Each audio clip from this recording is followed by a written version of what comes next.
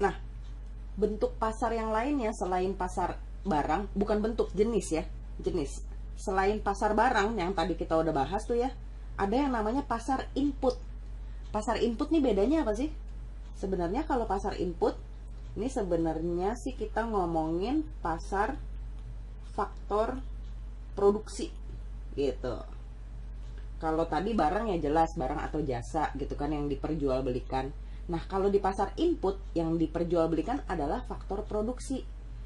Lo tahu kan kalau faktor produksi dalam ekonomi terbagi dalam dua kategori yang besar, yaitu kapital atau biasanya notasinya K gitu ya, dan labor atau tenaga kerja L gitu ya. Jadi intinya sih ini modal, terus yang ini adalah tenaga kerja, ya kan? Modal juga ini bisa terbagi dua, ya enggak? Modal yang berbentuk tanah sama modal yang berbentuk uang atau investasi lah gitulah ya, investasi atau uang gitu. Ini tanah ya termasuk bangunan gitu ya, terus tanahnya itu sendiri itu kapital. Kalau yang labor adalah tenaga kerja.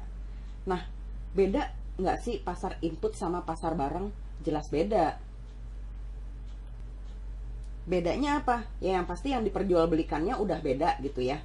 Tapi sebenarnya sih yang namanya pasar dia tetap aja sih seperti yang kita bahas di video awal tuh.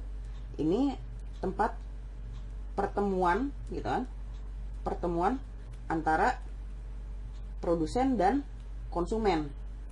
Nah, yang kita mau bahas di sini satu-satu lah ya, kita bahas pasar untuk kapital dan pasar untuk labor.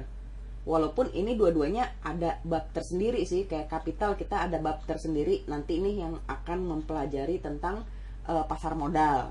Terus untuk tenaga kerja ada juga nih yang ngomongin tentang pengangguran, tentang ketenaga kerjaan lah. Ini ada babnya tersendiri juga. Jadi di sini gue bahas mungkin singkat aja ya.